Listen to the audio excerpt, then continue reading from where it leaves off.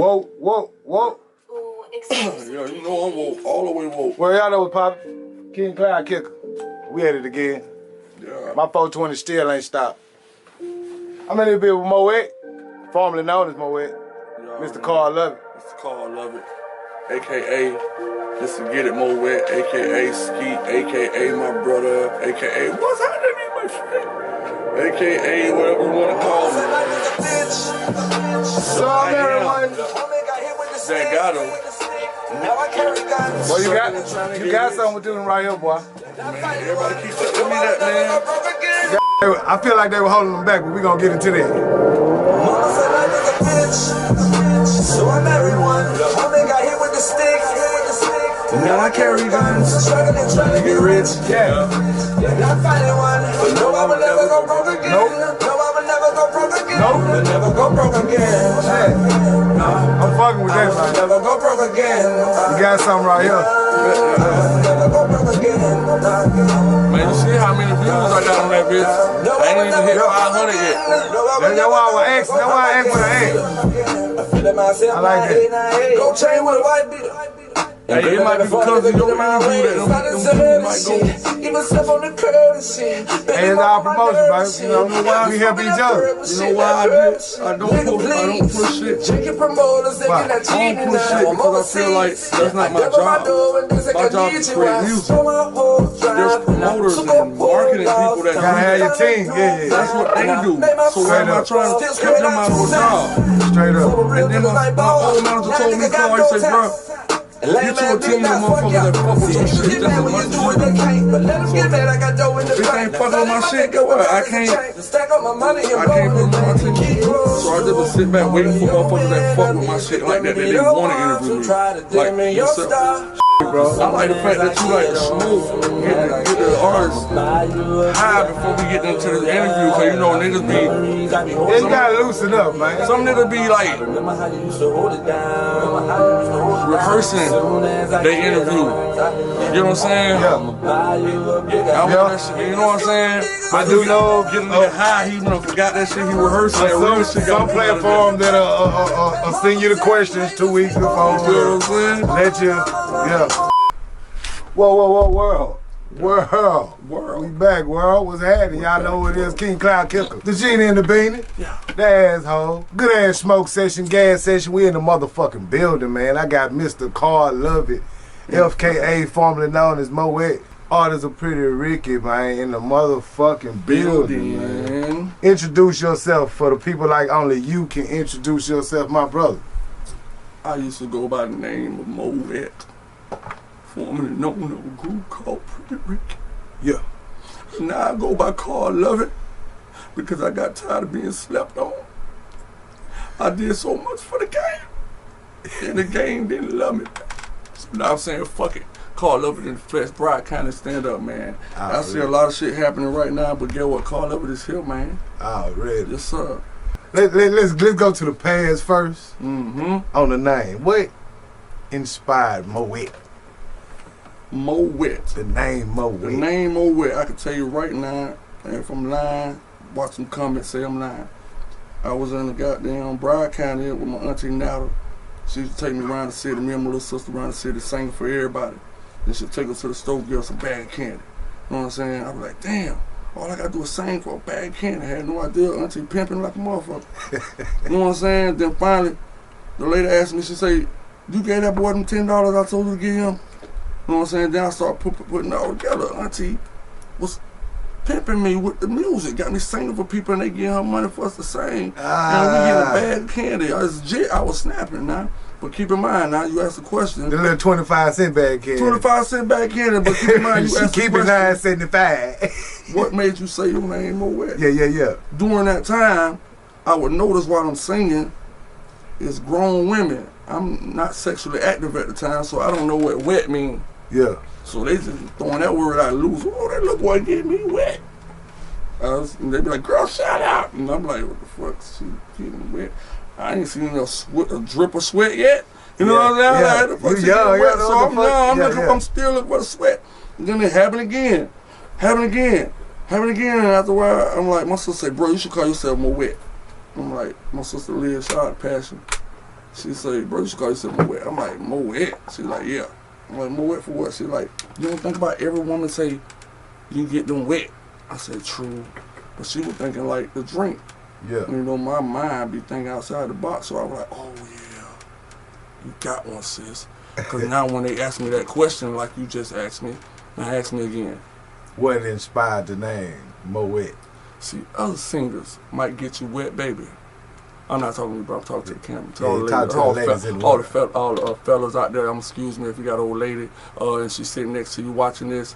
But I gotta say this: he might get you wet, baby, but I get it more wet. You get what I'm saying? Yeah, I get it more yeah. wet. He get it wet, but I get it more wet. You got a bar with it now. Okay, you understand? Yeah. And look out for that champagne coming out soon called Mo Better, because the more wetter, the more better. You understand what I'm saying? Where my ashtray at? This is a smoke session. Go ahead, hit me with another. You ain't got to bend down for it. Just hit the floor. Hit the floor. Hit the hood rule. I like that. What inspired the transformation? Now, what inspired Carl Lovett? Let's not get into the transformation. That's all down the line. What inspired you to go with Carl Lovett for this new round? All right. Being Moet, I started realizing I had to create an alter ego. Like Carl Lovett, fight. Carl Lovett be whooping ass. Carl Lovett, bad as fuck. For the people that don't know, who is Carl Lovett? Carl Lovett. The where you get the name from? My mama named me Carl Lovett because my daddy named Carl Milo. Okay. You know what I'm saying? And at the time, you know how that baby mama, baby daddy drama go? Yeah. Nigga, you better be at this hospital when I had a baby. You know what I'm saying? Yeah. My dad named Carl Leon Milo.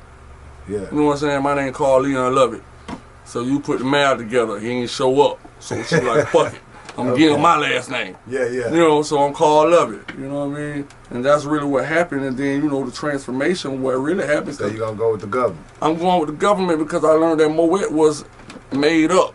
You know what I'm saying? And if I don't went through it, you're going to keep it real, you're going to keep it real? I'm going to keep it real. Shit. I fucks with that. I started changing up my music. You know what I'm saying? I got a tattoo on my chest called Thug Life. And I'm a big fan of Tupac, you know what I'm saying? Yeah. So through my journey, I woke up and realized that Moet was falling for the fucking deception. Carl Lovett woke up. Carl Lovett, my dad, shout out my dad, Carl Milo, who's the pastor now, my mentor, you know what I'm saying?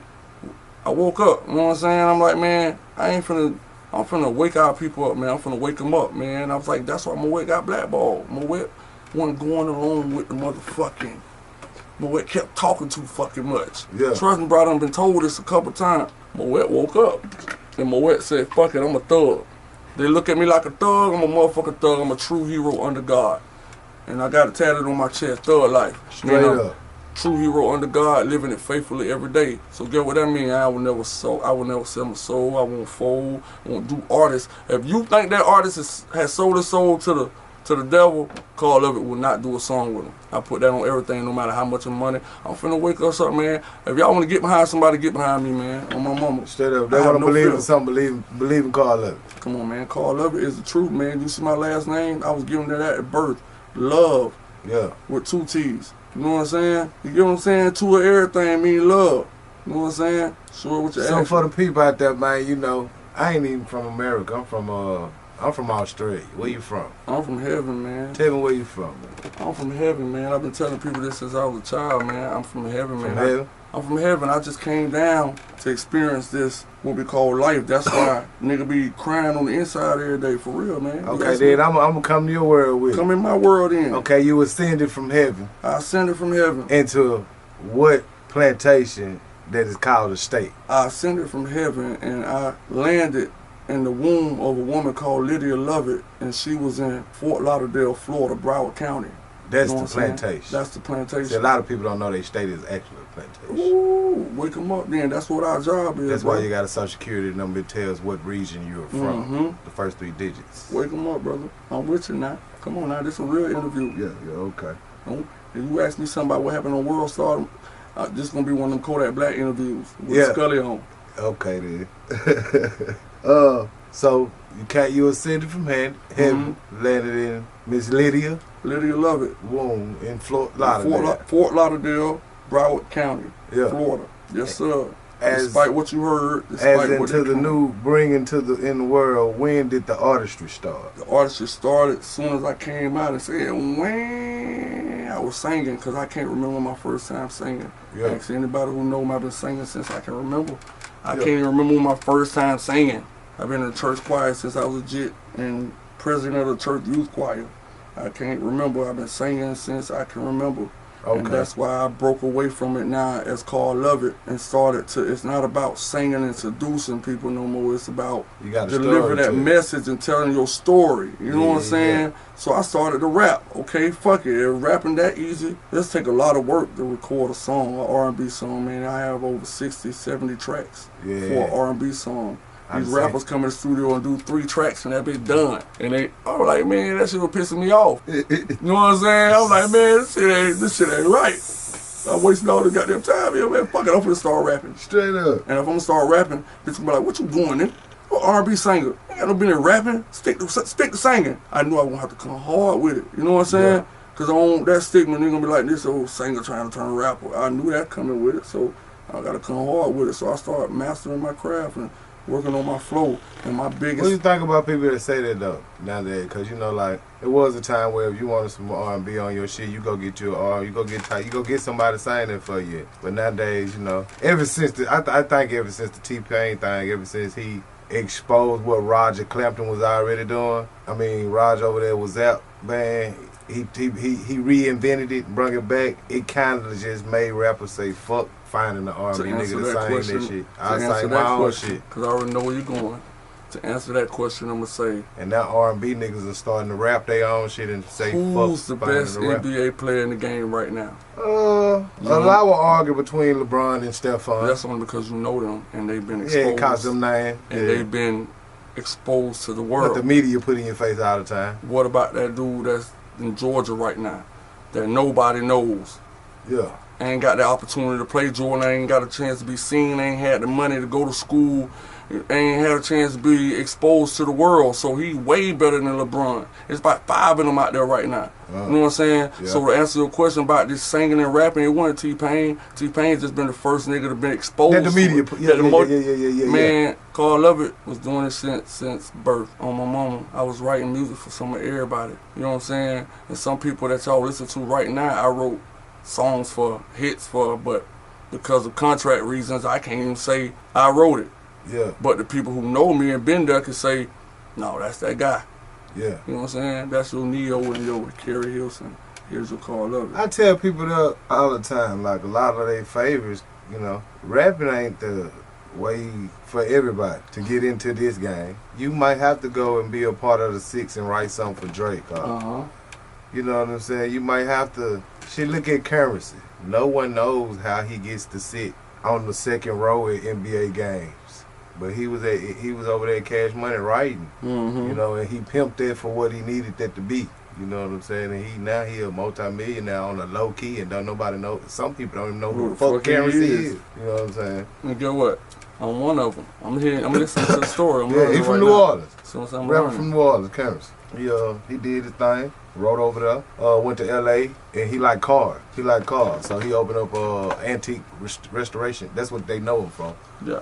Restoration shop. He got 2 now. One for Lamborghinis, and he likes 6-4s. So he be redoing them and dropping CDs. Yeah, man, shit, good music. And motherfuckers don't know him, but he's a multi-millionaire. Like, you don't have to be famous with this dumb shit to be what you're trying to get, what you're trying to, you know, out the game, man. They say the game is to be sold. She look at J. Cole. He walk around every day looking like a bum. You know what I'm saying? So, I mean, it's certain shit. I just be tripping on how motherfuckers buy just certain shit like that. Tell us something about the young youth growing up in Fort Lauderdale. Man, growing up in Fort Lauderdale, man, they used to call me Skeet. Man, I was so bad. Let's say I was so bad, I did 4 years in the 8th grade. You thought I was finna say prison or jail. I did 4 years in the 8th grade. Not because I was a dumbass nigga, know what I'm saying? Yeah. But they did put me in SLD, which means slow learning disability, DOP, dropout prevention. But it wasn't because I was dumb, it was because I was bad as fuck. I was out there skipping school, getting suspended, swinging on people. And where I'm from, we had some shit called like Cracker Day and Haitian Day. That's before Haitians became the Zoes or who they are today. Yeah. You know what I'm saying? I came from the 80s. I was born in 82. So where I'm from, we had Haitian Day. Back then, everybody got picked out. It was like you was different. You weren't from here. We were beating your ass at that time. They showing roots in school and shit in February. Pissing the little kids off. We pissed off. We ready to beat every cracker. We see that how we looking at it like that. Day. So we got Haitian Day and all that shit going on. So I'm a part of that world. And we had something called Thug Life, was like a gang in the city. You know what I'm saying? I got family members that was a part of that. You know what I'm saying? So I ain't really have to join it. You know what I'm saying? But I repped that shit because I had a bunch of cousins that was in that shit. So that just made me even better. Plus, my daddy was in prison for a lot of shit, you know what I'm saying? Not to put his business out there, but so I ain't have my old boy, so the streets was like my old boy for real. So I was learning from different stepdaddies and different dudes that came in my life, like older niggas that came in my life. Other niggas' mistakes and shit. You know what I'm saying? I was learning from them and picking like swag from different niggas. Like I went so far as even pick my walk from a nigga. Now I wish I would have never picked that walk because people be picking on me about it, but I'm like, damn, I picked that walk. They don't even understand. I created who I am by watching the best of the best. So my environment, I was watching the best of my environment and what made them who they was and what made everybody like them and and I was, without my daddy, the streets of my daddy, every older dude that came in my life was my dad. I know who not to learn something from, who to take something from, and that's what my life was like as a young person. So I even lost my virginity to an older woman. Like at 18 going on 19, I lost my virginity. And so as a jit, from 16 to 17, 18, I was on straight thug shit. Yeah. I was out there like robbing, stealing, breaking it. I mean, I was stealing from my own family members, bro. I was like, what was the motivation? Money? I just trying to find your way? It was just, I ain't know what the fuck was really going on. You know, in my life, I heard my daddy was a gangster. You know what I'm saying? Everybody, boy, your daddy was shoot out.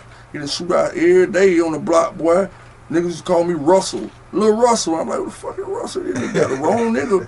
You know what I'm saying? And then one day I went to visit my dad in prison. He was telling me, you know what I'm saying, Carl, boy, they used to call me Russell in the street.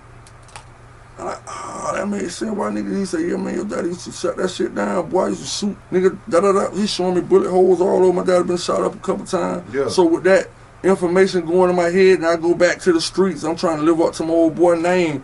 You know what I'm saying? But he ain't there to see it. But I'm hoping when he get out, automatically you know what I'm saying? They put me in it already. Yeah. You know what I'm saying? But something in me, since I grew up in church, you know what I'm saying? No matter, even if I try to hide shoes and shit as a jit, because my aunt Sil used to kind of round up all her grandkids, even her nieces and nephew kids, round us all in a van, and we going to church. And when she used to come try to get us, I used to try to hide my church shoes and shit. You know what I'm saying? I used to try to hide my church shoes. I got game. I hid one and threw that bitch on the roof.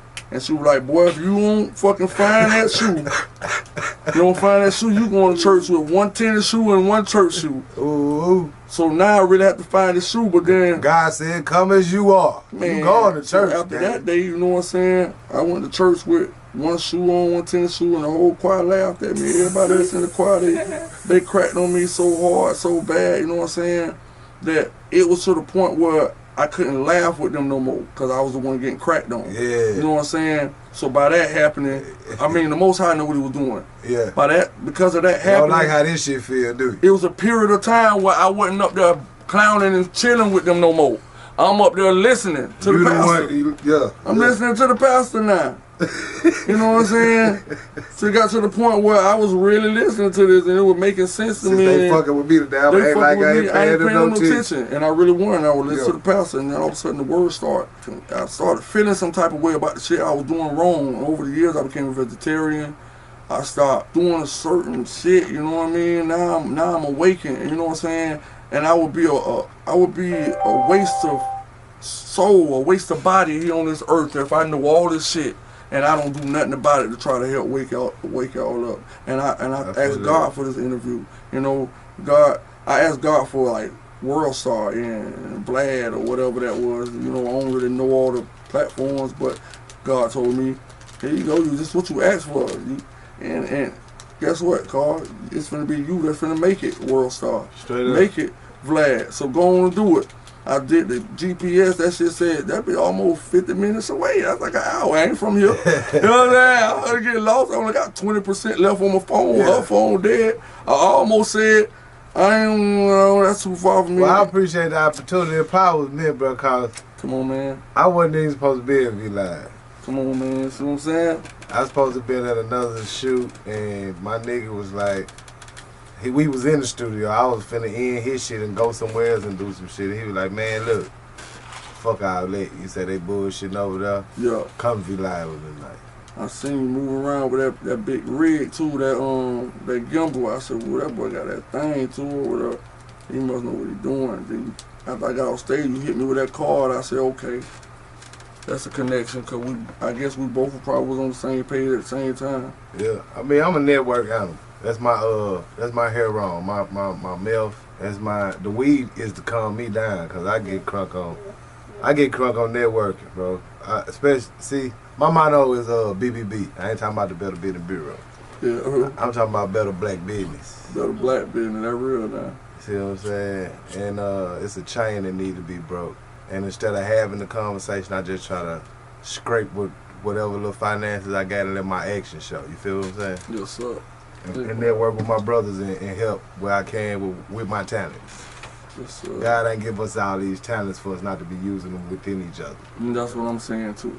Yeah. That's all I'm saying. So I'm using my talents right now. I was a badass little nigga, you know what I'm saying? And I woke up, bro. And About around what time you start realizing like, man, this street shit and all this other shit just ain't. What you remember the age or the era? Yep. Around what time it was in your life? I think I was like 24, 25. I had got shot. Nigga tried to rob me. He said, "Moet." And when he said "Moet," that just made me feel like he must know me. You know what I'm saying? So my guards were down. So when I turned around, he was like, "Damn, man, what you finna leave? 'Cause I'm leaving the club early, not to say too much, but I left the place early." And then when I left early, by me leaving early, the parking lot kind of empty. Everybody still in the...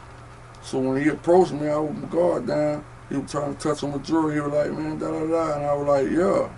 And blah, blah, blah. That happened. You know what I'm saying? And it happened so fast, I didn't even know I was shot. And I made it to the house. Then I realized my leg was cold. When I looked down, I started feeling the pain, da-da-da. I realized I could have died that night. I got 4 kids. At the time, I'm saying that, like, damn, I could have died. You know what I'm saying? And all this stuff I know, all this church I've been going to, all this stuff I know, God, he kept me alive for a reason. Okay? So that get what I told God, if he let me live and let me not lose my career, because keep in mind I'm at the same time riding back home, see something transpired, nigga hit me, I hit him back. Bam, I'm gonna say that. Yeah. Nigga hit me, I hit him back. Bam. So I'm thinking everything over with, my life over with, I'm going to prison, all this, you know what I'm saying? All this shit. Yeah. So I'm praying to God, making a promise to God, you know what I'm saying? And God just been like reminding me of that shit. You know what I'm saying? He say, as long as you hold up your end, I'm going to hold up my end. And it seems like so far since I've been holding up my end, me and being a good man to my old lady, being a good father to my kids and people that come in my life, I start like, man, I can't even kill a squirrel right now. I can't, that shit hurt me on the inside. Like he make me feel that shit, you know what I'm saying? Like, so I'm on that, and because the more I seem like I hold my end, the more blessings keep happening. Like, people come to my house and be like, man, this nigga rich, this nigga got this. They don't even know, I don't even know how I've been doing this shit, man. Like, this shit that been happening, bro. Like, I don't even focus on that. I just focus on being good to people. Yeah. Like, my boy D-Real, man, like, he been in my life for damn near a year and some change now, since I've been here. You know what I mean? He like family to me. He'll tell you everybody that I come in contact with, I'm the same person. I ain't changing. And I keep the people around me that be the same way, and I accept people for who they is. Like, if you pop pills, I ain't finna be like, you can't be around me because you pop pills. Or if you smoke dope, man, I can't shake your hand because you smoke dope, because I know the word now. Because I know the word, I know better, I do better. And I can't do that. Them the main ones you need to be. They need to be. They need it the most. Yeah. You know what I'm saying? Yeah. So how you gonna act better than somebody, man? So when people be like, man, Carl, boy, you the shit, man. Anybody tell you, man, Carl, be like, man, I ain't nobody, man. I'm just. You know, it's a new age out here. Yes, sir.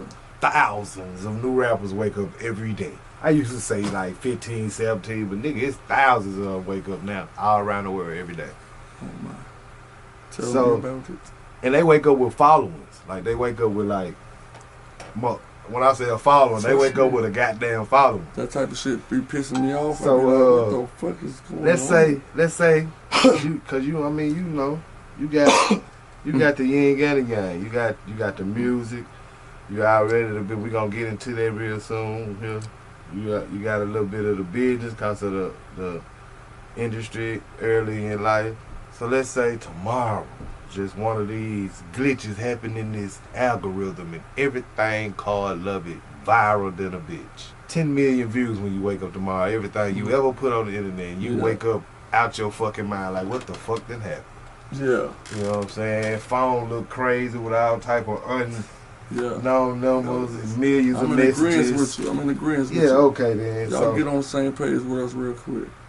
Y'all visualize you actually that, representing Fort Lauderdale, where you from. And out of all these thousands of new artists that just wake up with followings, one of them just happened to be from the Fort Lauderdale. And he got this attitude that we see today, like, man, I don't know no fucking Carl Lovett. That nigga ain't from over here. How does Mr. Carl Lovett handle these situations, this type of situation that seems to be a fad now with everybody when they, like, one of the first things that come up? I live by it ain't what you say, it's how you say it. And then I gotta also keep in mind and take into play that how old is this person that said it. And then if it's a wake up artist, you know he might be, you know, if he in his teens, if he in his teens Carl Lovett don't even respond to that. I'm gonna tell you how Carl Lovett respond to it. If I do respond to it, if I ain't never showed him love, I'm showing him even more love now. So if you still want to be for me, then what type of person are you? I'm gonna let you expose yourself to the world. I feel that. I'm gonna let you expose who you are. Oh, I ain't from Fort Lauderdale. Why me come show all y'all love? Oh, you still hating now? What? No, I'm not say gonna. About you. I ain't gonna do it like that. I'm gonna let Fort Lauderdale speak for me. Oh, okay, I feel. You know what I'm saying? Because I ain't finna get on TV and record myself showing love to. I'ma just do things. Do what you do. I'm just do what I do, but I guarantee you, you make that statement again, you gonna have like 3 or 4 families that's tired of hearing this shit. Or 4, 5, 6, 7, 8 families that's tired of hearing this shit and gonna tell you what Carl Lovett done did for them. I don't know why people don't pay attention to. We were talking earlier with the camera off, and you told me, I mean, and you said on camera when we first asked on the first question, you pay attention to signs. You got to. But I don't know why people don't. Like, rest in peace, Neil. I believe there should be a perfect sign nowadays, because for a long time it's been, motherfuckers, especially with this new internet shit, motherfuckers feel like they can say any goddamn thing, man. Like they just can say. You can. You can. You got a freedom of speech, but this the thing about saying anything. You actually can. I'm talking about you can, but this the part I'm talking about. I'm with you. Why motherfuckers feel like with your freedom of speech, it ain't no consequence? See, you can say what you want to, but is you willing to deal with the you have to know that before you say the shit. But you know what I'm saying? Let me say this because when people said what they did on Nipsey, and you see other family members came up missing from that boy family, man. I deal with a lot of kids, so people need to start watching what they fucking say, man. This youth. You got to think about it. 9 times out of 10, it's the youth who ain't watching what they saying. And I'm gonna tell you why. Because like you know, just like I know, man, all the daddies either locked up or dead. Yeah. You know what I'm saying? So these young niggas being raised by single moms, you know what I'm saying? And these moms they treat them like little kings and shit, letting them talk back, letting them be disrespectful and shit. And then that's all they seeing growing up is women gossiping with each other. You know what I'm saying? And by the time they get 14, 15, it's on. You know what I'm saying? Now they just don't want to listen to nobody, because my mama don't tell me what to do, nobody can tell me what to do. Who the fuck you think you is? Straight up. And there it go. But then that would come with, like, for people like me and you being OGs to this shit, you know that's an indirect and a direct approach, like Kodak said. Like, shout out to Kodak, bro. I kind of, you know what I'm saying? Yeah. Like Kodak said, hey, like, how y'all niggas gonna come at me on the internet, you know what I'm saying? That make me feel some type of way. Y'all can't make me like a and little I boy. felt them on it too. You know what why? I'm saying? I felt it on a different angle, and I'm glad we talking about that. I'm glad you touched on it, so I can get it out for the first time on camera. Yes, sir. I feel like that's the problem. That's why, for any OGs out there listening, that's why you don't get the respect you think you should. Cause you trying to play a young man game. You trying like when a little you boy. should be in the hood doing what an OG do and actually making the hood different. You on the internet fucking with a young nigga when you supposed to be an OG. OGs don't do that. You feel me?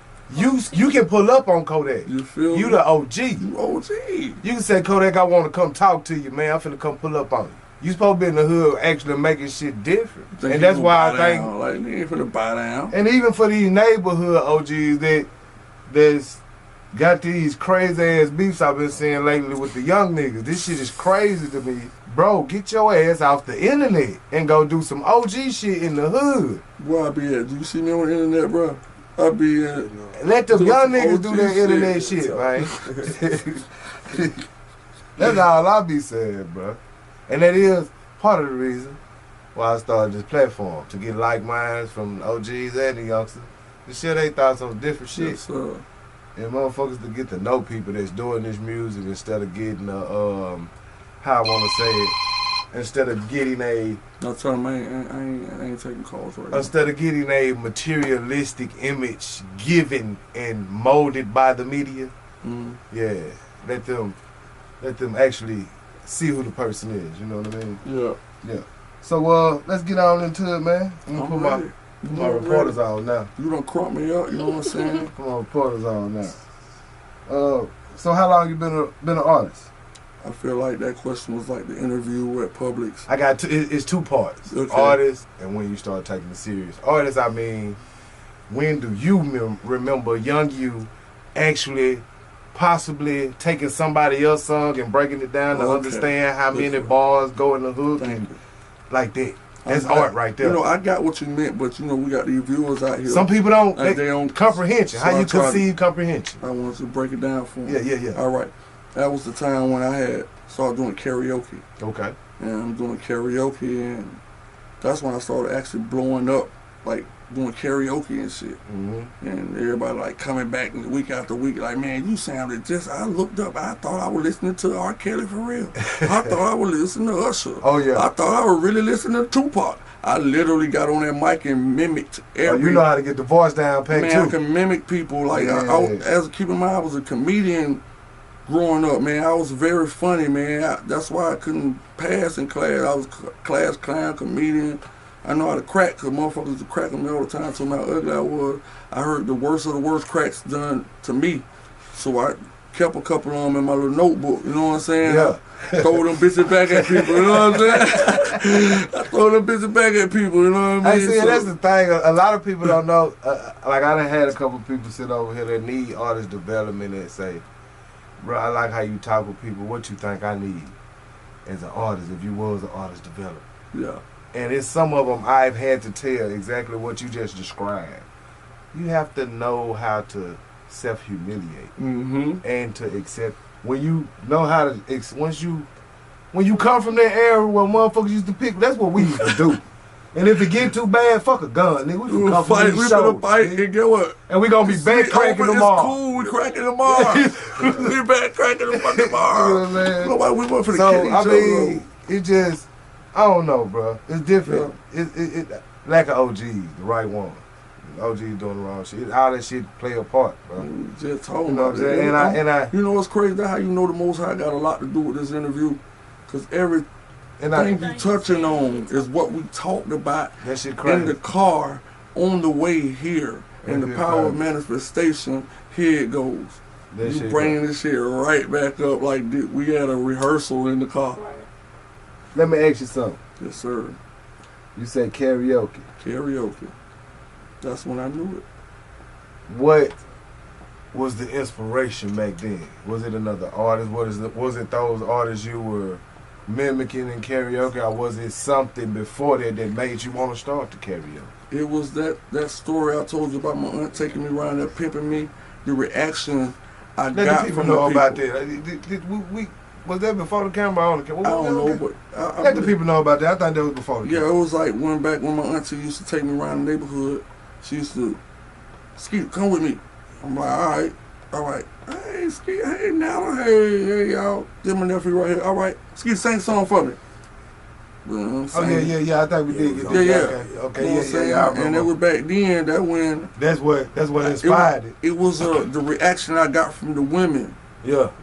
The moving and, yeah. And that look. You're a little young boy. You know what I'm saying? Making your nipples and shit hard. You like, damn. I ain't even know. They got me feeling shit I ain't never felt before. What the fuck is that going on? You know what I'm saying? She looking at me doing this. Yeah. And she giving me little weird ass looks about because I'm still a virgin. I don't know what the fuck going on, even though I sound like a grown ass man. I'm talking about. And these, keep in mind, as a jit, these are songs that I wrote. So that's on fucking people's heads up. I used to write my own songs. So you young coming with some original shit. Yeah. And I was fucking their heads up. So the women were like, they ain't never heard that song before. And the nigga hitting notes like a female. That was what my daddy used to get on me all the time, telling me. Quit fuck, son. Like, put some bass. Put some bass in your shit. You know what I'm saying? I like daddies like that. You know Shout out to all the saying? daddies out there like that. So some of these skinny jean ass niggas need a daddy like that. So shout out to your got some young boy. Bass. You can't even hear me no more. My nigga need counsel. I'm sorry. That was it. That when I knew. That when I got inspired to be. And I wanted that feeling again. So that's why I was doing that karaoke and shit. Because I was getting that feeling again. I was like, that's the feeling I was missing. So it's on another level now. So you going through the karaoke, you shitting it down karaoke, what, all around town? Or you just got this spot you go to there? Man, it was a couple of spots. One was called the Banana Boat. Good friend of mine, shout out to Garnett. He used to own the club Banana Boat in Fort Lauderdale, and he used to always like call me because when I first started going, it was like a Jamaican bar. Yeah. It wasn't really no urban hip hop shit going on. It was like we knew it as the Banana Boat, the Jamaican club on the corner of Oakland Park. You know what I'm saying? So I'm like, all right. So we found out we were doing karaoke in there. When me and Will walked in, it was karaoke, but it was Jamaicans. You know what I'm saying? They doing Jamaican karaoke. So I got on that mic and blam blam blam blam. And next week I blam blam blam blam blam. Next week blam blam blam blam blam. Next week blam blam. After a while I said, you got a crowd coming to see you in that bitch. Hey, I'm noticing it started shifting, but I didn't know. I'm just doing my thing. But after a while it became an urban spot. Then I noticed what was going on after I stopped showing up. Garnett started calling me. You know what I'm saying? You always realize how important you is when you take yourself away from the situation. And Garnett started calling me, say, "More, you alright?" I'm like, "Yeah, what's up, Garnett?" Like, what the fuck, Garnett calling me? Like, Garnett very important. You know what I'm saying? This man know all the celebrities. He let me, further down the line, he let me open for Genuine, all type of people. He booked these people at his club, and he let me be the open act because of all that karaoke shit I did for the club. He told me more. Matter of fact, Garnett let me borrow $800, and I still ain't paid him back to this day. And the man ain't never asked me for it yet, and because he know. I done brought it back up to him 2 or 3 times. He be like, "Oh wait, I know your heart, bro. I know I'm gonna get that plus." He wanted them. He like, "Boy, I ain't asked you for that back, man. I knew you needed it, bro." Like, shout out to all them out there. I just call them one of them because they very rare. And you can see I still speak his name to this day. Like, I ain't forgot that or him. So when you started taking it serious? When I first made my first $1,000 for a show. Shout out to Garnett. So what you heard, what they come from the karaoke. He was like, "Man, I can get you paid for this shit." How they come out? Garnett looked out for me later down the line. He let me open for Genuine. That's when it happened. There it go. It's on, nigga. I won't. Okay, fuck this motherfucking trying to find a job. My mama on my ass. I can get $1,000 for doing this. And guess how long I was on stage? Night, nigga. Guess how long I was on stage?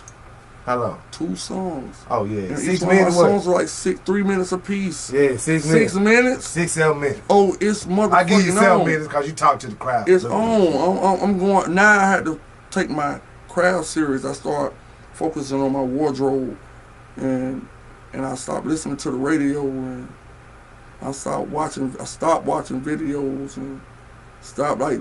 I just want to hear myself. My sound right. I stopped listening to other people's shit That's why right now to this day you can ask me about another artist and they album or something. You'll be like, nigga, what the fuck you been? You're an artist, bro. I was in my world, in my zone, creating my craft. And now you get this interview today because I'm ready now. I want y'all to hear what the fuck I created. Yeah. Now I came out that shell and now you see me doing shows. That's how we met. Yeah. That was like my 4th show since my hibernation. Okay. That's my 4th show since becoming Carl Lovett.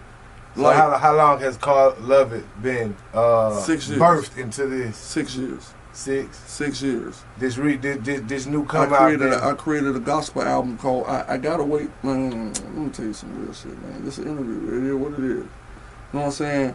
I got into some real shit with an artist about my ex-wife. You know what I'm saying? And shit got real crazy because nigga went behind my back, you know what I'm saying, and went to, me and my ex-wife owned a shoe store together in Miami, you know what I'm saying? So he used to stop by the store and be like, he want to invest in shoes. So he said he want to put some money behind it, you know what I'm saying? So I give him my wife number to try to make the business happen because she the one to take the trips to go do the business deals with the different clients and shit, you know what I'm saying? So I'm like, all right, I'm going to give you her number. After a while, little salt been starting getting put in the game because I come home, she tripping and shit. You know what I'm tripping. She know names and shit. I'm like, you know, she kind of got an idea, but she wrong. You know what I'm saying? So this nigga. And What? then shit hit the fan. And then she fucked around and said something that I know it was him because that's how he talked. Pillow talking your information. And then he said the fella shit. He fucked up when I seen the text message said, I know little man was sick at the hospital, talking about my son. I know little man was sick at the hospital, so I know Moet ain't able to been da-da-da, he ain't been doing no shows, so if you need anything, holler at me. When I seen that, I went ham, did some crazy shit. Did some crazy shit, you know what I'm saying? You know what I'm saying? Since then, we talked, we squashed that shit, actually been, since I've been here in Texas. He's actually somebody big, signed to a big major, you know him. I guarantee you everybody in here know him, you know what I'm saying, but that was personal. If he chooses to talk about it or elaborate on it, it is what it is, but I'm just keep it like that. But well, it's good to see when two kings can get some shit squashed. You know shit got real ugly, let's say that. Guns got involved, you know what I'm saying? Then after that, some shit happened at one of his events and everybody thought it was me, but I was way out the picture, you know what I'm saying? But that shit added to it. The smarter thing for me to do was lay low, get missing, because other artists telling me it's other people involved. They walk around the studio with choppers and shit, talking about what they gonna do to da-da-da, you know what I'm saying? But they know I'm about that shit too, so that's why nobody ain't never put up at my crib, and I ain't never go back that way, you know what I'm saying? But at the same time, I know him, I don't know who he got going, what he putting paper on, because, you know, ain't nothing put money on a nigga head. So then you know at the same time, before you even say that, bro, as you said, you and him, y'all talking shit. The shit, it is what it is. We squashed that. But at the time, it ain't even that. See, we on the other side, you would think it's some money on the. But my life is more important, bro. I'm gonna tell you what it be now, and I hate that it's this now in this culture. It be the niggas around you that just want to make their name pop more in your head. You ain't said nothing about putting a price on that nigga head that just dish you in the song or nothing. No, that's how my mind was thinking. But your niggas will move because they around you. You see what I'm saying? Because they sitting in the room when you hear the diss track or when you hear whatever the fuck going on, and while you talking, they looking at your frustration, they look at each other and be like, you don't even know they moving on it. Ain't got no control of what my niggas might do. And now it's some whole other shit. What I said in the song. It's some whole other shit that you just gotta ride with. You know what I'm saying? Yeah, but to answer the question, I'm just making it long, you know what I'm saying, so you can edit and chop it up. Yeah. You know what I'm saying? But to answer the question, you asked me what created the transition. You know what I'm saying? So I had cleared it. I had maybe $2,400 in my account, and I cleared it with that $2,400. Got in touch with a family member that was in the O, moved to the O for me in Orlando, and just went to laying low up that way, chilling at her crib, trying to make some shit happen. You know what I'm saying? And while I'm chilling, I'm trying to lay low because I can't do no Moet shit right now. You get what I'm saying? Yeah. I do anything with Moet on the flyer, Moet. You know that's where you at. That's where I'm at. You know what I'm saying? So because of that shit going on, I'm laying low. I'm laying low like a motherfucker till I looked up and it's 7 years done went by. You know what I'm saying? So I'm like, God damn. You know what I'm saying? And everybody who was close with me, that shit was still on there. It was still like fresh because when I holler at one nigga say this one.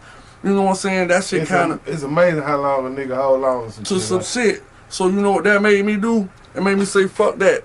I got a passion for music.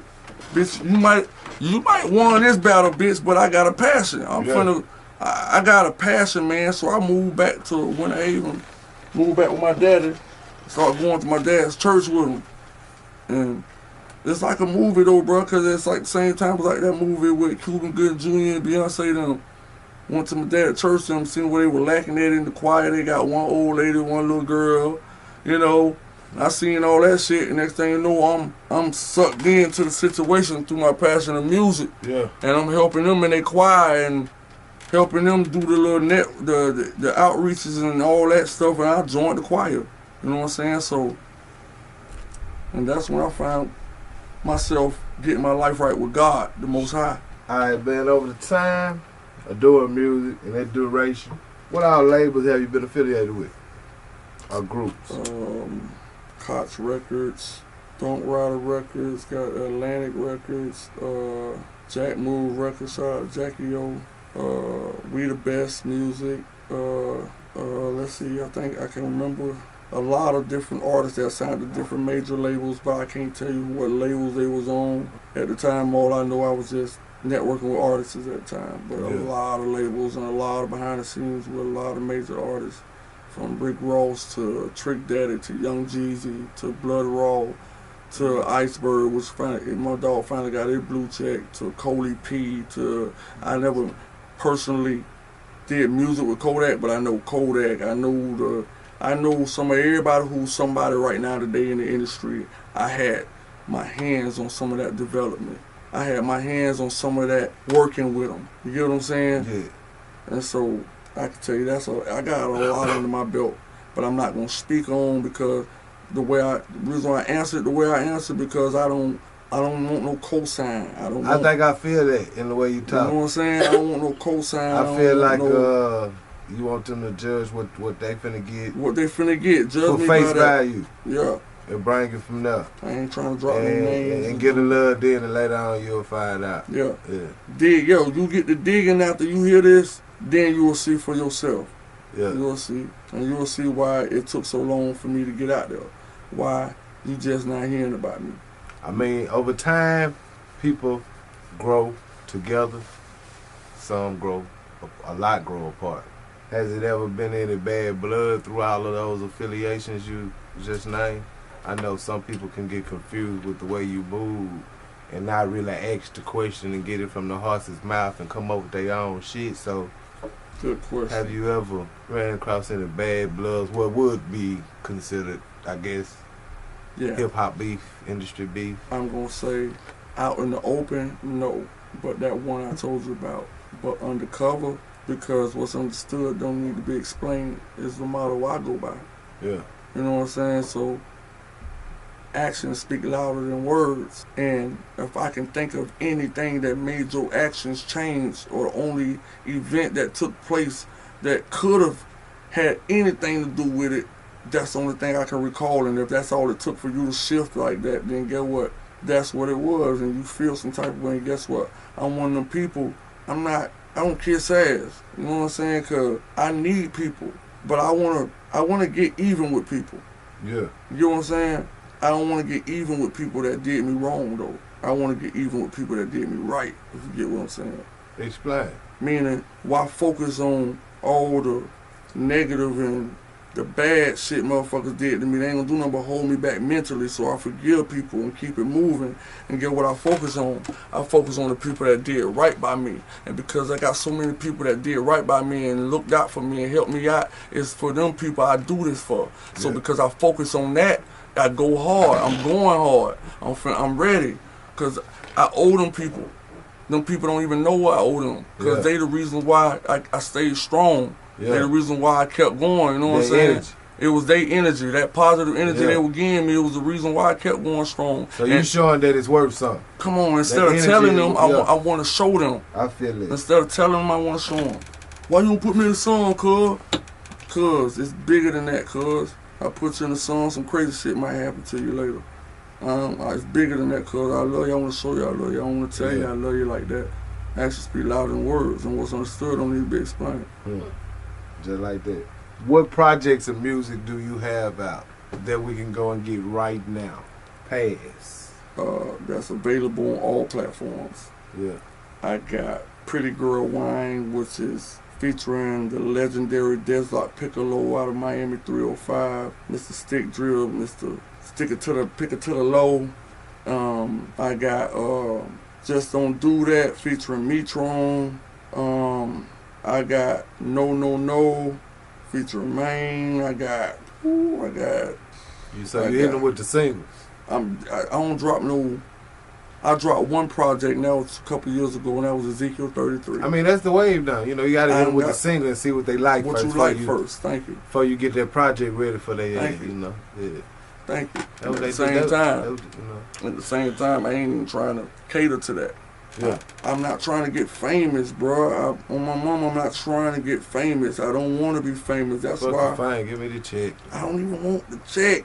Hey, shit, give me I know that comes with it. I just want the check so my kids won't have to worry about it. That's gonna be what it is anyway. If I so do what I'm supposed to do, if I do what I'm supposed to do, you know what I'm saying? With my success comes envy. I know this. Why I paid attention to the people before me. Yeah. So with this being noted and known in my head, why would I go out there like a crash dummy? I need to be sitting back, plotting and creating situations for the people that I'm gonna leave behind. This is a sacrifice. I'm sacrificing myself literally for the people I love. Every show I go do, I'm putting my life in danger because some nigga out there might think by me snatching that chain and shooting that nigga, I'm gonna be famous. Man, who raised this nigga? You know what I'm saying? My motto is, my life is a sacrifice so my bloodline won't have to be the same shit. That's what I'm doing this shit for, bro. That's why I don't want to put myself in any situation for Satan to take me out the game before I accomplish what I gotta do. He's sitting back like this, like a lion says the word, waiting to devour. And it, my man, he waiting on me. Every time I come out, the police pull me over. I don't give a fuck. Everybody can drive a car. Nobody. Every time I get out of that wheel, he trying to get me, bro. Yeah. He know who I am, and I know who I am, bro. And get what? People gonna think I'm crazy. They say I'm crazy. Get what? I don't care. Cause get what? I'm on a mission, and I don't do it for y'all. I do it for the Most High. And that's why I tatted them 3s on me, Ezekiel chapter. That's why I named my last project Ezekiel 33, verse 33. Yeah. Now, if you want to know what that means, look it up. Straight like that. Now, I do a little research. Mr. Carl Lovett. Yes, sir. For a lot of them. Yes, sir. Formerly known as Moet. Yes, sir. I asked you about past projects. Now, I'm knowing you used to be a part of Pretty Ricky. Mm-hmm. What was the music like over there? What projects were you a part of in the camp? If you notice when you said, when you asked me about the projects and past labels and shit that I worked with, you notice I never said Pretty Ricky. Yeah. You know what I'm saying? I left that for you to say. Okay. You know what I'm saying? Because I don't get no love, no shout out, no nothing, and I kept them niggas alive. You know what I'm saying? They can say what they want to say. I kept them alive and they know it.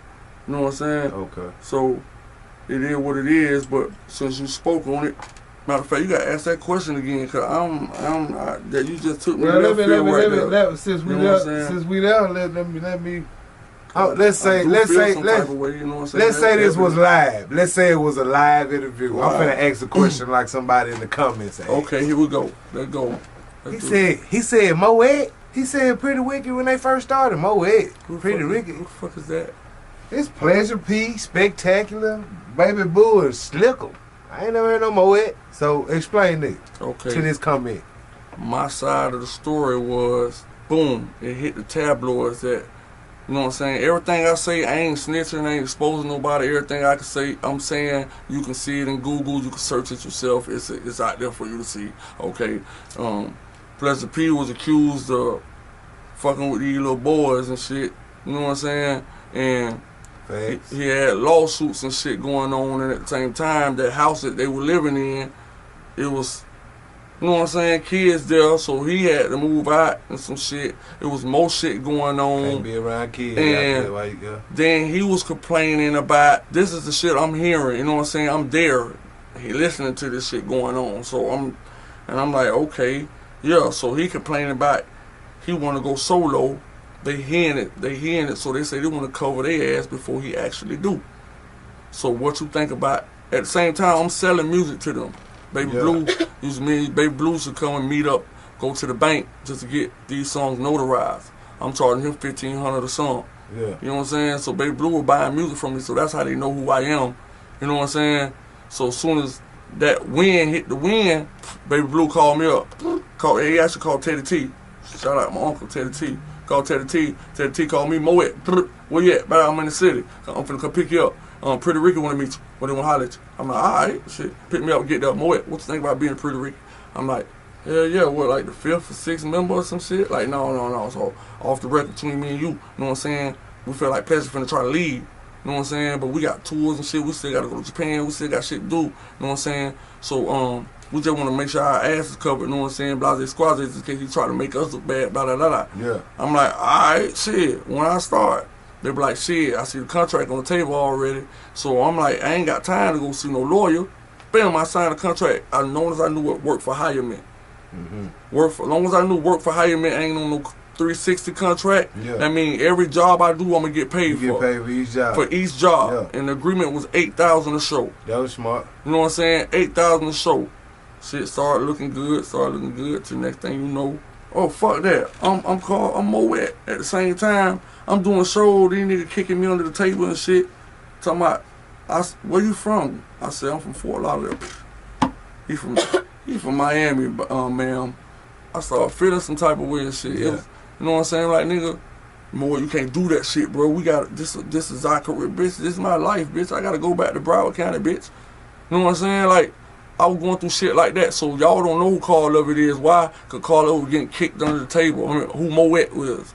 Y'all don't know who Moet was? Because they kept me silent.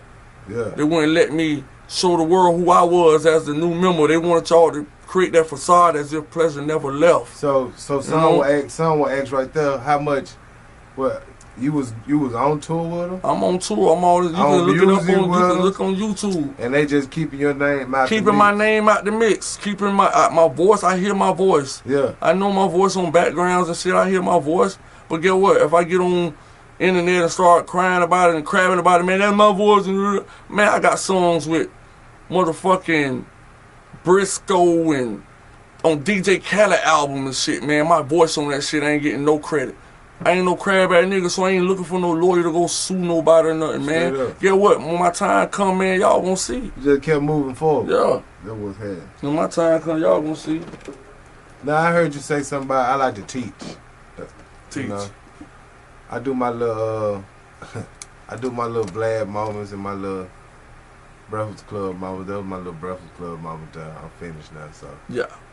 But doing that, I do that to find something to teach about. Yeah. Within all of that right there, you said something that was smart, and a lot of people don't know the difference. I want you to explain and elaborate. What's the difference between hired for work and 360? A lot of people do not understand when they looking at a 360 deal. All right, I'm gonna give you an example.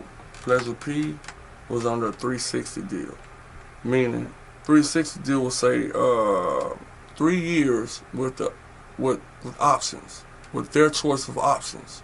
There's no time on it, no date on it. They just got the option to continue to, unless they choose not to continue working with you no more. So all you see is 3 years. You don't know what option means. Option means we got the option to keep your ass for another 3 years. We got the option to keep, if your shit blow up, we got the option to keep all the royalties. The option not to keep like the royalties, but to keep this contract active.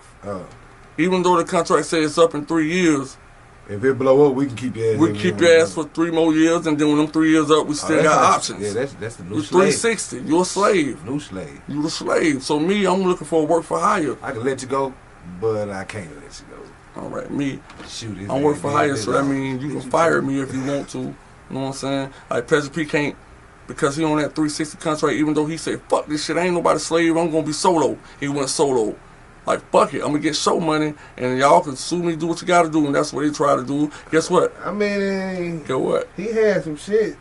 Guess what? He had a cloud over him, though. That little boy shit was... He can do all that, but guess what? All that money went to? Back to Pretty Ricky. And guess what? He could not release not one project. I don't give a fuck how much shit he got in that computer. So the group Pretty Ricky actually own their name. They own Pleasure P basically. He on a contract with them.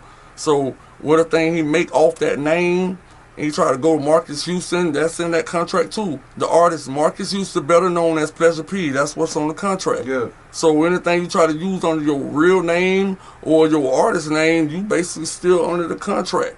You can leave all you want. You know, go ahead, release some shit, but we don't give a fuck. Get what? It's coming to us anyway. And get what? You can't release your album until we tell you can release it. Nigga, you just taught me something. You just taught Marcus Houston, Pleasure P. That's the same person? Same person. Not Marcus Houston, Marcus Cooper. I meant to say. Oh, okay. I was going to say. Not Marcus Houston, Marcus Cooper. I'm sorry. Say, you damn near fucked me up just then. I was say, what the fuck? But you know how he started changing the name, Mr. Marcus and Marcus and all that shit? Yeah. That's what that was trying to find a way out of it. Find a way out of it, you know what I'm saying? Out of that identity, being accused of the shit he was accused of. Because I wasn't there, so I don't know what the shit actually happened. I'm just telling you what the accusations were. Yeah, when you got a cloud like that, you want to get away from that name, so that's what I feel like all that was about, you know what I mean? That's crazy. Yeah, that's but crazy. That 360 shit, real tricky. So how long what was the time limit of dealing I'd say with about it? 3 years. About 3 years? 3 years of being in that house, being left. The fucking, it's 3 vehicles. They got me out here in the fucking boondocks where ain't no corner stores, no shit. Oh gosh. Yeah, baby. I can hear it. I want them to see, goddamn it, family first. I'm in the middle. You see, I just dodged one call, but this my wife. Yeah, baby. I'm still interviewing right quick, but I'm gonna call you as soon as I'm done. All right, baby. I'm safe. Yeah. All right. Love you too. Yeah. That's what men do. You know what I'm saying? Yeah. But yeah. Like I was saying. Yeah, like I was saying. Had you out there in the boondocks. Boondocks. Matter of fact, had me in the fucking boondocks. It's one van. That's an old school van with the TVs and shit in it, the Nintendo shit in it. Times, but it's decked out on the inside. My uncle had one of them. That bitch was sweet. Brother, tag 3 years old. So you talking about the Good Times van? The Good Time fucking van, man. I'm talking about 3 fucking vehicles: a Porsche, a fucking Suburban, a goddamn Bentley, and a goddamn van. And the rule was the first nigga up, you get the motherfucking pick what car he get based on how, and we get to make a move. And how many people in that mama? It's like 4 or 5 of us. They playing y'all. So, you know, I'm the new nigga, but you know, I ain't crazy. I ain't trying to go get the big. I've been the first nigga up and went got to the Good Time van. Just to fuck with it. But I'm gonna tell you how I really peep game. Fuck all them other cars. I peep game though, cause right before the night was over, no fuck gonna come in. Hey, I'm away. Hey, I gotta go such and such in the morning, so don't take the Bentley. I'm like, alright, now you get your mind set on the other car, and then the inspect come through that bitch. Hey, Moet, I gotta, so don't take the Porsche, or, you know, some shit like that, and then you just take the van, Moet. I gotta go way back to Broward County, Fort Lauderdale, almost an hour and some change away to go back to see my mom and them. So it's like, you drive that bitch with that 3-year-old tag on the back, and the bitch had a 3-year-old tag. No, man. They playing the van, I was left. I was like kind of a slave already. And then these niggas rich already. And I gotta pay for everything because these niggas broke. They rich, but they broke. It's like that new nigga to college syndrome. Man, listen, they broke for real, bro. Like these niggas do everything. They can do what they want to do, but these niggas can't. They ain't got it. Like I'm thinking they got it, bro. They can't even get the refrigerator fixed. Asking me to get it fixed. Oh yeah, they hurt. Man, that's when I realized what everybody was saying was true about the daddy was keeping all the money and kept them boys like slaves. They was just famous. I was making more money than them. And I always tell people, please go after your bag before you go after the fame, man. I was making more money than them boys. The fame gonna come if you got your bag right. Just keep getting your bag right. Them boy kept trying to make me tell me, fuck my family, tell my family, fuck them, we your family now. What? Yeah, them boys trying to call themselves brainwashing me like I'm a child, man. I'm a grown ass man, boy, what you mean? No, we your family now. You think, how many times you think we gave my mama shit? We gave my mama shit. All we did was bought her house. After that, that's it. What? Bro, talking like that, bro. My heart just couldn't take it. No, I was going through so much of mental torture, Man, bro. when that type of shit going on for 3 years, let me ask you something. Playing with me like a child, about to fight. How this many nigga. fights went on in that bitch? I was just finna say, about to fight this nigga about 3-4 Cause I times, had a bunch of bro. nigga tell me, man, Listen. fuck sending my mama some money. Nigga done shut I this be whole like, fam, do studio you off know on me, know me? Like, I'm talking about know me. Man, listen, bro. I'm gonna tell you one thing I learned about Baby Tell Blue me no watching shit about watching that nothing. love and hip hop shit. Don't let that shit fool you. Yeah. That boy Baby Blue barked like a dog. You see how calm Spec was? Yeah. Cause Spec know Baby Blue acting. Spec will spank the shit out of Baby Blue. Yeah. I will spank the shit out of Baby Blue. You know what I'm saying? But he be all that crazy shit. You know what I'm saying? So he done tried me a couple times on events like that. What? Let me ask you this. I only bring up situations to get to this point. Yeah. Is it something that can fix it? Yeah, someone can fix it. Cause it seems like I'm talking to a king and just not Bruh. not another nigga. You know Bro, what I mean? I'm gonna tell you what So- can fix it. What's that? Be 1,000 about shit. Like lift up the veil, lift up that little shit y'all got, you know, lift up the little B curse y'all got on me, man. Take that shit down, man.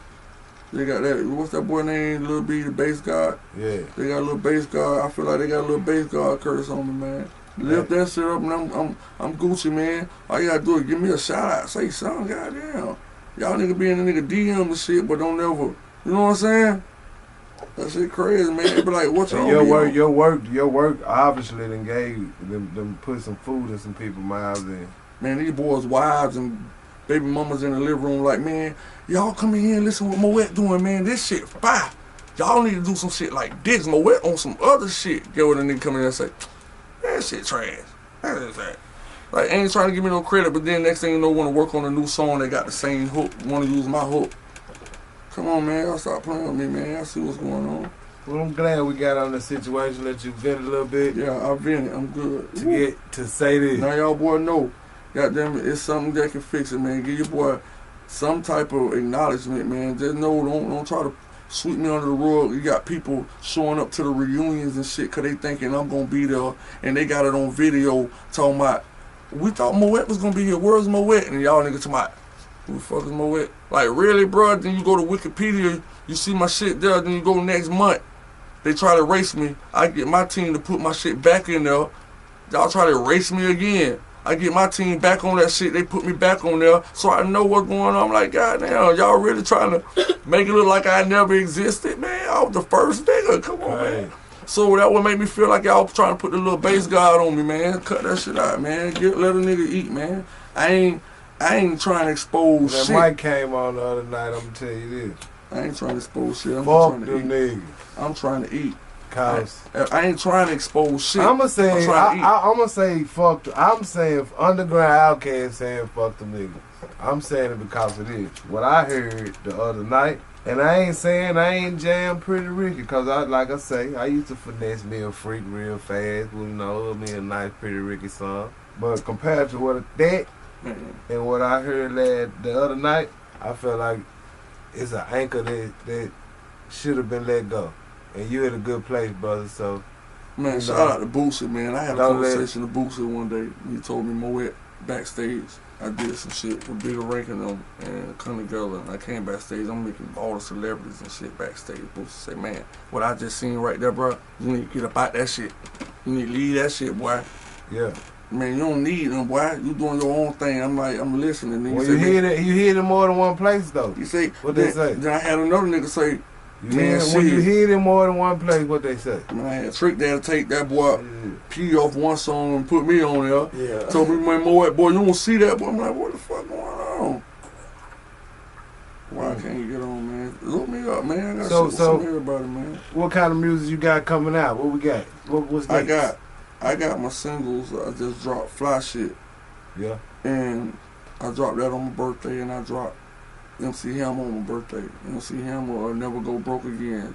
Mm-hmm. So you can look up MC Hammer or Never Go Broke Again. It's actually telling my story, why I took that hiatus, why I've been missing, and the reason why I was by myself, because I felt like I was on some fly shit. And you got to be fly to be way up here, meaning, bitch, I'm up here in the clouds, man. I'm way up here mentally, and if you can't converse with me on my level, it's a waste of Switch conversation. Yeah. I see when people trying to be my friend. Let's say this. Yeah. And I don't want to look like an asshole. You know what I'm saying? You see people trying to be your friend. You can feel it trying too hard. Trying too hard. Like they ain't being who they is. Like, just be you. Everything cool, you know what I'm saying? But I be like, man, but I don't want to make them feel no type of way. So I open the door and I answer the phone. But that's me being fake. You know, I hate that. Man, I hate that phrase, bro. Fake it till you make it. Fake it till you make it. I hate that shit. Yeah, but then every time I hear somebody say that shit, my skin crawl, bro. They don't understand the war. The battle is within yourself and your mind. I'm battling with my own self, bro. Just thinking, should I speak my mind or should I worry about the consequences of speaking my mind, like we were speaking on earlier, you know? But at the same time, I got my story to tell. So at the same time, I stutter in this interview because I'm trying to be careful with my words because I'm trying to tell my story without saying too much. Say it like see if you understand how I say it. I try to speak without speaking a new demon into existence. That part right there. Ooh, I like that. Because words are powerful. Very powerful. And something can be finished, over with, in a calm state, and you can be recapping on it, and you can, you know what I'm saying? I always say that ain't what you say, is how you say it. And it can remanifest. Because based off the questions you were asking, you could see the ones that kind of got me in my feelings again. I feel you know what I'm saying? Yeah. So it's just emotional. Yeah. There ain't no bad blood or nothing like that. And that's why I ended that comes with, you know, I see you in a good place. I want you to remember that. Yeah, I mean, ain't you know, no bad you blood. Straight, you know. What I heard is shit, and you just said you done heard it in more than one place. Shit, hey. So for the record, ain't nobody I don't even think me out there. Man. I left. You know what? I think you should re-answer my question. What's that? When I ask you, is there a way to fix it? You ought to say it's fixed. Okay. Because you know why I say that? From what I hear and what I grew up hearing, and I witnessed the change in their music. So I guess that's when you came in the picture and when they lost something or whatever. That's what I said from the beginning. So it make me say what I hear now compared to that is better. It don't look like you need it. I don't even think you need to shout out. They stole it, let them keep it. Remember what we talked about earlier? Let them have it. You knew that's how much it's worth? That's all it's worth? Okay, when you say, is there anything to do with fees, I'm going to say it would be real, it wasn't even broken. Yeah. It wasn't even broken. You just found out what type of nigga you was fucking with. Just can't fuck with you no more. That's what that song was about. Yeah. Shit. All the shit I'm saying in this interview, though, be real with you. When they go look back at my music, you gonna hear it in my songs, the ones I was low-key dropping singles without pushing them. Just so when this day come and this time come, then you gonna go back and now you hear this new single called MC Hammer, Never Go Broke Again. You say, who the fuck is this nigga? You gonna look me up and you say, okay, this nigga had other shit dropping. Well, I ain't never heard of it. Because I want you to go back and listen to my story. And then we get back to why you see I Never Go Broke Again. Yeah. You see that this the one I'm pushing. Why ain't pushing this other shit? It's 5-2. No, I'm telling my story backwards. I want you, I ain't gonna push that stuff because I want you to go search for yourself. Fuck with me. Fuck with me for who I am. My music. Let's get into some real life questions. Real life.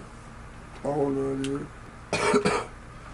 Is Mr. Carl Lovett in this new world, do you have political views?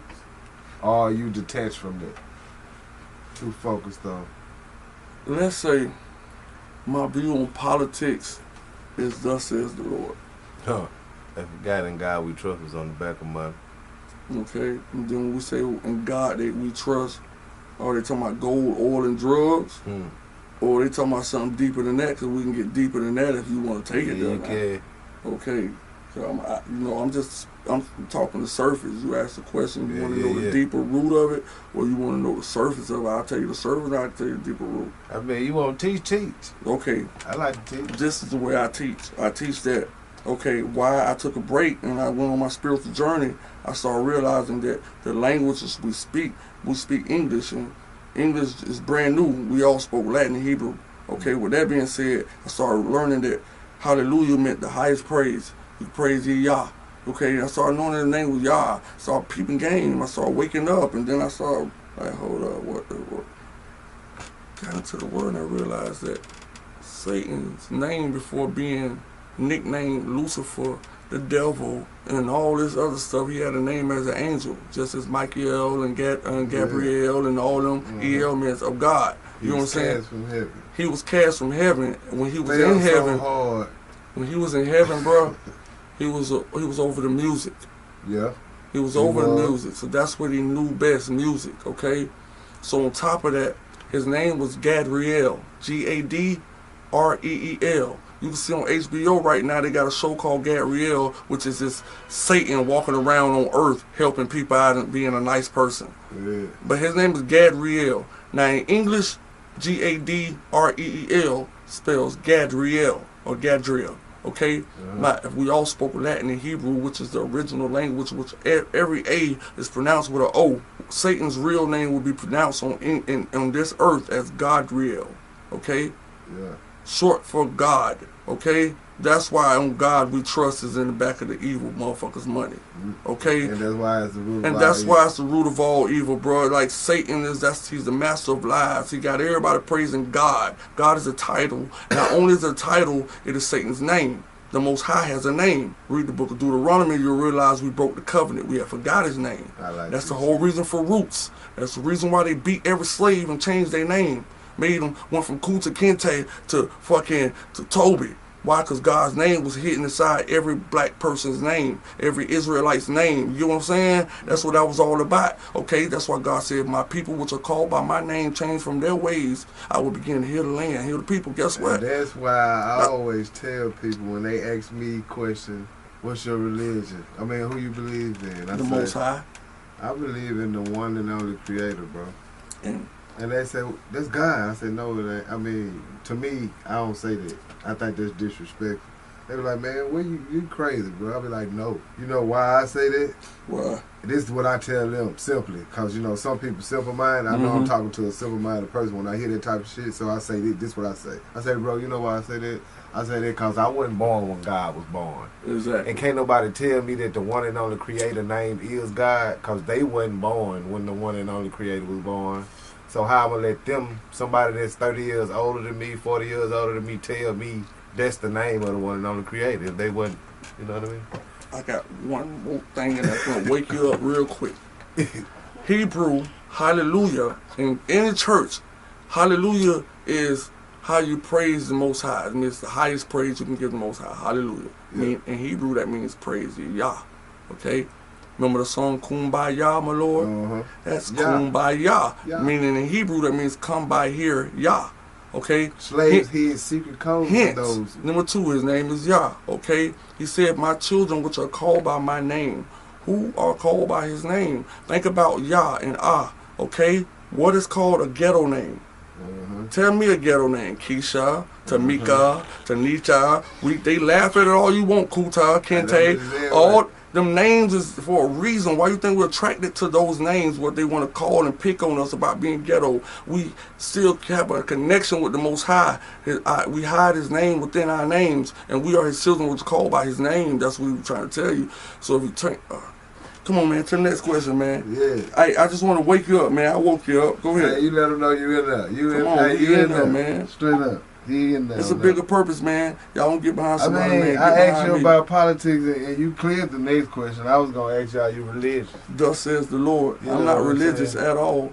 My dad. What would you say? I'm spiritual. I feel like the Most High wouldn't create a system that keeps people confusion when the word tells me itself that Satan is the master of confusion, the leader and master of confusion. So if there's any confusion involved in it, then it must not be of God.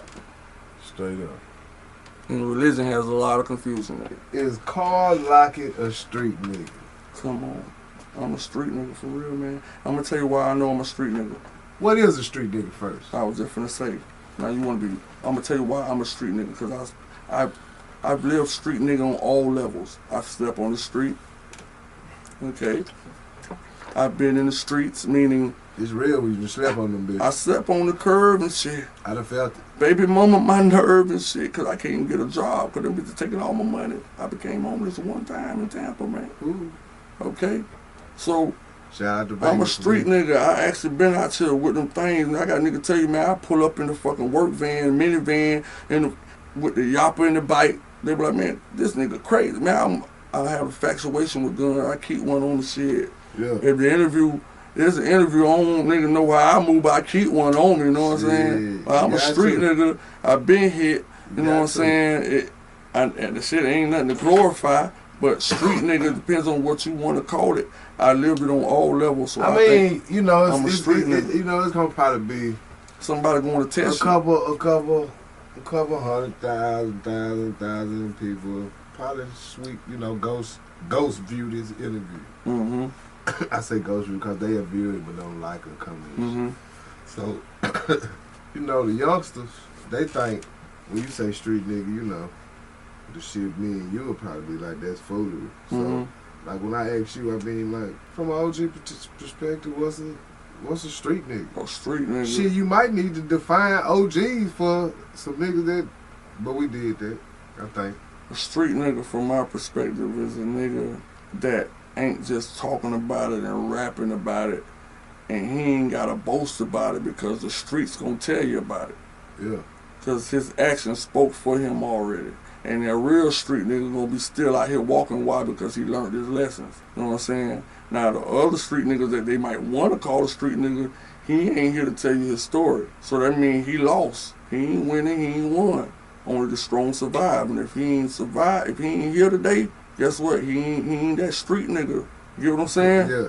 If he locked behind bars, he ain't that street nigga. That street nigga is that nigga done learned the streets. Smart. He's smart. That's a street nigga. Look at all the gangster movies. You talk. I think they praise the wrong side. Come on, man. Look at etiquette. Look at manners. Yeah. All the bosses and the mobs and the cartel. The ignorant shit should be glorified. Nigga, because jail is stripe. I remember that shit was stripe. Like, I don't understand how jail is stripe. That's me my first so time. I'm talking about this stripe they be talking. You know, these hood stripe. Like niggas get out of jail, like they be turned. I went to jail one time in my life. Niggas get out there, these youngsters now though, that's like some shit. You can go and drop a hit album after you get out of jail now. Like, the microwave artists do shit like that. She crazy.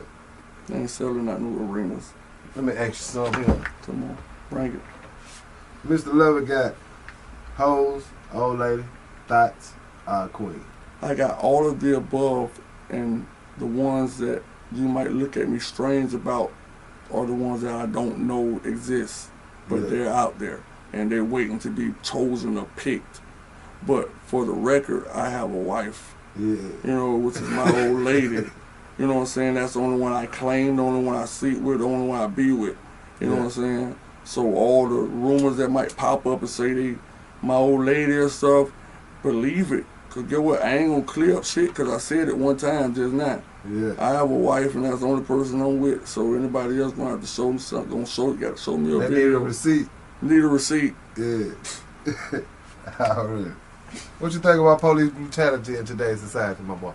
I think that the words say because we have broken the covenant and has forgotten his name, that we will be taken from a land full of milk and honey into a land that is not ours, and will be smitten by the hands of our enemies. And our women will be taken as bondswomen and sold as bondswomen, and our men will be taken as bondsmen and sold as bondsmen. That's what I think about it. Nothing new under the sun. That part. It's in the word. That's punishment. Nothing new under the sun. What you think about their president? I think the president, Mr. Bush, are you talking Mr. Bush, Mr. Barack, The right now. Oh, you talking about the dude everybody tripping about? Yeah. I think he got the right motive. You think so? Yeah. He a businessman. I think on that end. I think they saw his on the business. They saw him being an imbecile. First of all, you got to think about it, he's retarded as fuck. Yeah. Okay. They he saw everything that on his sleeve, and they playing him. They played him. He think he. First of all, who was Donald Trump? Look up Donald Trump. His whole family used to invest in goddamn time travel. Yeah. Okay. Time travel. They used to put a lot of money into time travel. He's rich. Okay. All right. I want you to go look up a book called 1900, and it's called The Last President. Tell me what you think about racism. Racism. I think racism exists, but I think you got some years in the game. Have you seen a transformation in it? The thing that I have a problem with is people misusing the word. Yeah. And if you don't know what that word means, of course you're going to get upset. Of course you're going to feel some type of way if you don't really know what it means.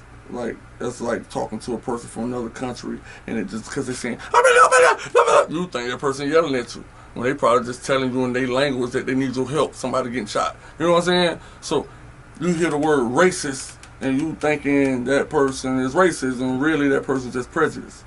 Discriminative. Discriminative, which is prejudice, you know. Yeah. It's just so when we address what racism is, then because what I think about prejudice is, I think it's stupid. Yeah.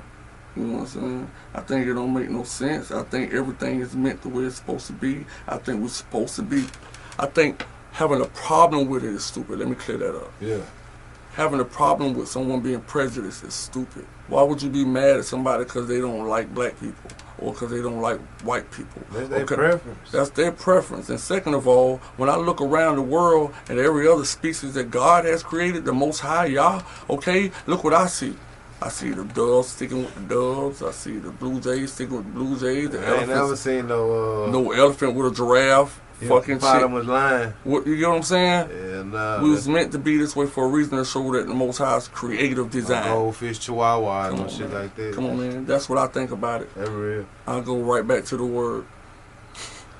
Well, let's say the world was ending, Mm-hmm. but not your island. You got an island.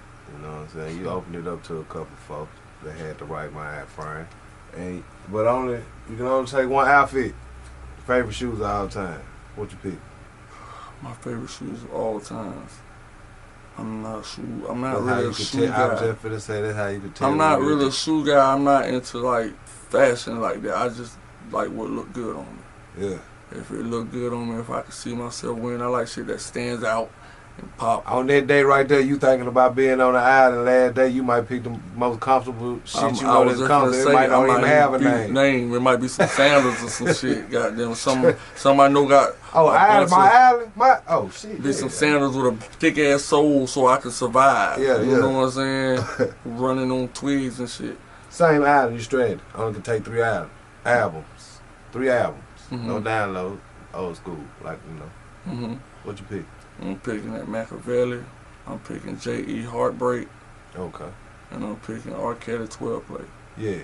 You ain't gonna rap yourself to death on that, but you gotta have some R&B. But I gotta have something that's gonna keep my mind motivated, cause pop words to me was like the Bible words are. They're like parables. Yeah. The righteous hear one thing, the unrighteous hear another thing. You know. I dig. Favorite drink? My favorite drink to drink is I have 2 favorite drinks. I actually stopped drinking alcohol for a while. My favorite drink was Paul Masson. Okay. You know what I'm saying? I stopped drinking that for a while, and I started drinking wine Yeah. for a couple of years, probably like 6, 7 years. And I was drinking just Merlot. Okay. That bitter, strong shit. Straight up. Favorite baseball team? Miami Heat, home team. Yeah. Been a fan since day one, meaning I can't name every person on the team, but I know that's my team because I'm home. You rocking with the home. I rock with home no matter where I go. What you doing with football then? Football, Miami Dolphins. I got bet because I bet it with them. I got debt because I bet it with the Dolphins. Yeah. Okay. What's your preference? Daytime or nighttime? Daytime. Weekdays or weekend? Weekdays. Straight up. Because people call them weekdays, and I like to prove people wrong, show them how strong them days really is. Yeah. Yeah. How much money and how much I got accomplished. You still an artist now. Yeah. If you could have any superpower, it ain't got to be one that we know of as yet. Because, you know, nuclear plants blow up every day with new shit coming out of them bitches. What superpower will Mr. Lovett have? I don't have the ability to make people who don't know what love feels like, real love feels like, make them experience, give them the... So you'll be a real Cupid, like, now I don't even say Cupid because I won't want them to feel like love, like a girlfriend, boyfriend love, just the spirit of love, knowing what somebody genuinely care for you and love you feel like with nothing in return, not asking for nothing in return. Because some people do what they do because they don't know what that feel like. And the reason Yeah. why everybody, you can't get mad at people for actions because you don't know what they gonna. You hear their story, realize they ain't never been hugged or told I love you before. And a lot And of there's people like that in the world. it stem back to That shit love. crazy. That's my power. Straight up. My last name Lovett, and I try to live up to my name, Mr. Lovett. Do a little fill in the blank before we get out of here, man. Feel me? If Carl Lovett wasn't an artist, born with no voice, he would be A boxer. boxer. Yeah. Like the whoop people, you'll be mad. I usually be Nah. mad because you can't I got express how I you. got 2 broken wrists right now that I need reconstructive surgery on both of them. Can't even get a job because of that. Yeah. Because whooping ass. Got broken bones, scars all over these bit whooping ass. That's what I've been known for. So that's my street credibility in Broward County, Fort Lauderdale. Yeah. It's good. Do the research. Go call, ask anybody about Skeet. Yeah. Moet, they'll tell you, man, they didn't even know I sang. Yeah. They thought, all they know that boy was a bad, man. Nigga robbed niggas broad daylight, beat niggas ass. Straight up. You always wake up and Go to World Star. first thing First thing, every day. every day. Straight up. That's my news. I gotta watch the news first. See what's going on in the world so I know what I gotta pray for this morning. If you could work with any artist, dead or alive, it would be. Tupac. If you could have any dream session, dead or alive artists, up to 3 artists, who would it be? It'll be R. Kelly. I can use somebody different since I already said Tupac. Yeah. Alright, it'll be R. Kelly. Well, shit, I gotta say Tupac again. R. Kelly. It'll be R. Kelly, Tupac, and since this is my last one, this is gonna be a hard one.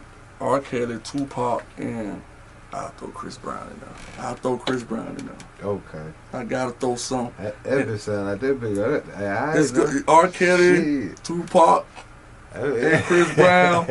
That bitch gonna work without mention. And you got Carl Lovett on the track too. Come on, Yeah. man, watch this.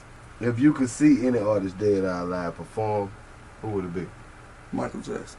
Everybody go to right there. I gotta see it because I'm trying to see what the fuck this nigga did that made all these people fall out. I want to know how What a the grown fuck? ass man. You know what I'm saying? I'm fall like, what the fuck is? I gotta The see this fuck? shit. The fuck going on with these people falling out like that? That man, a grown ass man. You look for what in a woman? Her confidence and her beauty and her brains. It's like a combination. Yeah. She gotta be confident, gotta be pretty, and gotta be fucking smart. Know how to think outside the box because I like to build, and I can't build with a motherfucker that's just gonna slow me down. That's that question right there in the conversation with females that be trying to holler at me on the slick because I'm married to her that wear my shit around my neck.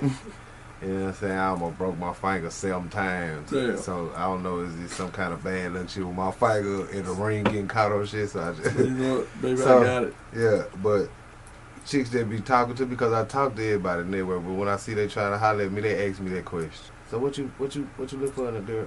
I don't Hear even what I look say. for them, be honest with you. You know what I say? I look for foopers. Fupas. Yeah. Please break it down for the young You don't know what a fooper is, my nigga? A fupa. She looking funny as fuck over there right now. I'm talking about them big ass fupa though. They look like a towel that go all the way around. You know, they call it fupa because it stands for frontal upper pussy area. You know, they pants be above, but it look like a whole I get what you saying. grapefruit watermelon thing be right. Yeah. And I say that just to curve motherfuckers so they can leave me the fuck alone. You know what I'm saying? Because you can tell motherfuckers, I done told motherfuckers out here in Dallas I was married, they still be going with their mood. I ain't got time for that No, I'm gonna tell conversation. you what I experience the most. You know what I'm saying? This is what I experience all the time on Instagram. I ain't on got Facebook. time with that conversation, man. This be trying to get at me all the time on the social media, and they get talking real good. I answer all their questions. Any question, as long as it ain't nothing inappropriate. Yeah. We be talking for an hour. Then they ask the question, you got a girl? I'm like, yes, I got a wife. They're like, oh. And some of them will ask you this. And you talk to me this long? I'm like, what the fuck we did wrong? We ain't did nothing wrong. You asked me a question. You asking me intelligent questions And and we're just talking. Shit, what we did wrong? fuck. People don't fuck? talk no more. I don't know what the fuck I did wrong. What's going on? I'm about someone don't even want to talk no more. Yeah. I'm like, that's crazy. People don't even talk no more. I love my wife. I ain't cheating with you, bitch. My name is Carl Lovett, a.k.a. Moet, and I am a... soldier in the army of the Lord. Already. Any shouts out you want to shoot out to anybody, man? Yeah, I want to give a shout out to the whole gang. I want to give a shout out to Ivan Nicole, D Real, goddamn Trey Lynn, goddamn Sticky, goddamn Heartbreak Gang, Foreign, goddamn Ball Hall, goddamn One Wheel, goddamn One Man, G1 Music, goddamn everybody who I forgot, man. Y'all know what happened when I shot. Shit. No, a lot of deals know what time it is, man.